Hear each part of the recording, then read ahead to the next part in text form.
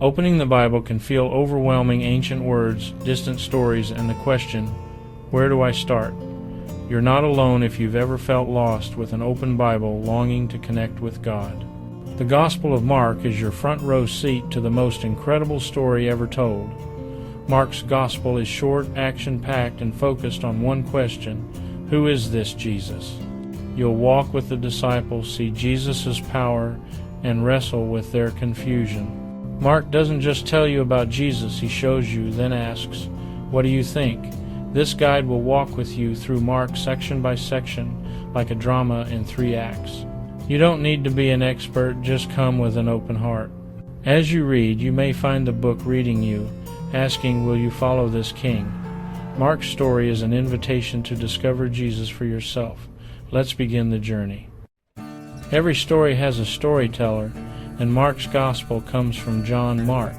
He wasn't one of the 12 disciples, but he grew up hearing first-hand accounts of Jesus. Mark's journey had ups and downs. He left Paul and Barnabas, but was later restored and called useful by Paul. Tradition says Mark wrote down Peter's memories, giving us a gospel full of action and honesty. Mark wrote for Roman Christians facing persecution, showing them a king more powerful than any emperor. But this king's path was one of suffering and service, not earthly glory. Mark's message: the true king is the one who gave his life on a cross. His story gave courage to follow Jesus even when it was hard. Mark invites us to find hope and second chances in a king who never gives up on us. Mark's gospel is a whirlwind. His favorite word is immediately. From Jesus' baptism to his miracles, everything happens at lightning speed. Mark skips long sermons and focuses on what Jesus does: calming storms, healing, casting out demons, feeding thousands. Each action is evidence Mark is building a case that Jesus is the Son of God. Crowds are amazed, leaders are threatened, disciples are confused. The energy is contagious, and the pace keeps you on the edge of your seat. Mark's style is like a highlight reel, each miracle another piece of proof. He's not just telling a story, he's making an argument. The question builds: who has this kind of authority? Mark wants you to decide for yourself. The urgency is clear. The kingdom of God is here. Will you recognize the king? The story moves fast. Don't miss what's at stake. Act 1 opens in Galilee, where Jesus' authority is unmistakable. He teaches with power, heals the sick, and commands the spiritual world. When he calls, "Follow me," people drop everything to join him. Jesus builds a new community, his disciples, drawn by his authority, but not everyone understands him. Crowds want miracles, leaders see a threat, even his family doubts him.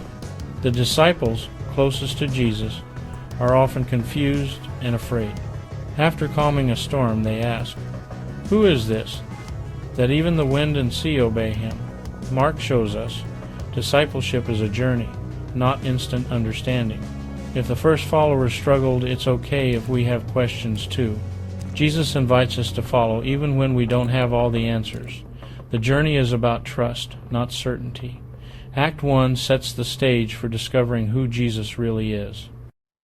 The central question in Mark's first half: who is this man? Demons know you are the Son of God, but Jesus keeps his identity quiet. People expect a political king, but Jesus' miracles point to a different kind of Messiah. He forgives sins, heals bodies, touches outcasts, calms storms, and feeds thousands. Each miracle reveals his authority and compassion, yet the disciples still don't understand. After witnessing wonders, their hearts remain hardened. Mark shows us seeing isn't always believing. True understanding is a gift, not just the result of witnessing miracles. The mystery builds: who is this Jesus, really? Mark prepares us for the moment when the secret will be revealed. The answer is coming, but is not what anyone expects. Act 2 is a turning point. Jesus leaves Galilee for Jerusalem, and the focus shifts. Public miracles fade. Private conversations deepen. Jesus asks, "Who do you say I am?" Peter answers, "You are the Messiah." But the disciples misunderstand what that means. Jesus explains, the Messiah must suffer, be rejected, and rise again. This shocks the disciples. Peter even rebukes Jesus. They want a conquering king, not a suffering servant.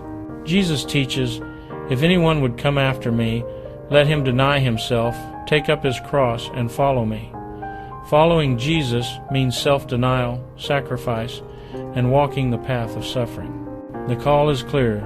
Discipleship isn't about power, but surrender. The journey to Jerusalem is a journey to the cross. The cost of following Jesus is real. To help his disciples, Jesus gives Peter, James, and John a glimpse of his glory in the Transfiguration. They see him shining, talking with Moses and Elijah, and hear God's voice, "This is my beloved Son, listen to him." But even after this, the disciples argue about who's greatest. Jesus teaches to be first, be last, and servant of all. The way to greatness is humility and service. Jesus blesses children, challenges the rich, and warns about trusting wealth. He predicts his suffering and death 3 times, but the disciples still dream of power. Jesus redefines kingship. The Son of Man came not to be served, but to serve, and to give his life as a ransom for many. True greatness is found in giving, not taking. Mark's king is a servant who lays down his life. The disciples struggle, but Jesus keeps showing the way. The path to the cross is the path to true glory. The final act unfolds in Jerusalem, the climax of Mark's story. Jesus enters as a king, welcomed by crowds, but his first act is to cleanse the temple. He challenges the religious leaders, declaring himself the true authority. Conflict escalates, leaders plot his death, and Jesus warns of coming judgment. He shares the Last Supper, giving bread and wine new meaning, his body and blood, a new covenant. In Gethsemane, Jesus prays in anguish, yet submits to God's will. Betrayed by Judas, he's arrested and abandoned by his disciples. The king is taken captive and darkness falls. The tension is at its peak. Will this king conquer or be conquered? Mark draws us into the drama of the final week. Every moment points to the cross. The world's expectations are about to be overturned. The true nature of the king will be revealed. Jesus is put on trial, mocked, and condemned to die. The crowds turn against him, and even Peter denies knowing him. On the cross, Jesus looks defeated, weak, humiliated, crowned with thorns. Soldiers mock him as King of the Jews, but Mark shows the irony. This is his true coronation. In his suffering, Jesus reveals real kingship, ruling by giving his life. A Roman centurion, witnessing his death, declares, "Truly this man was the Son of God." The secret is out not through power, but sacrificial love. After his death, women find the tomb empty. He has risen. He is not here. The king has conquered death. Mark's gospel ends with awe and astonishment. The crucified king is alive. The story is not over. Mark's ending is abrupt. The women flee the empty tomb in fear and silence.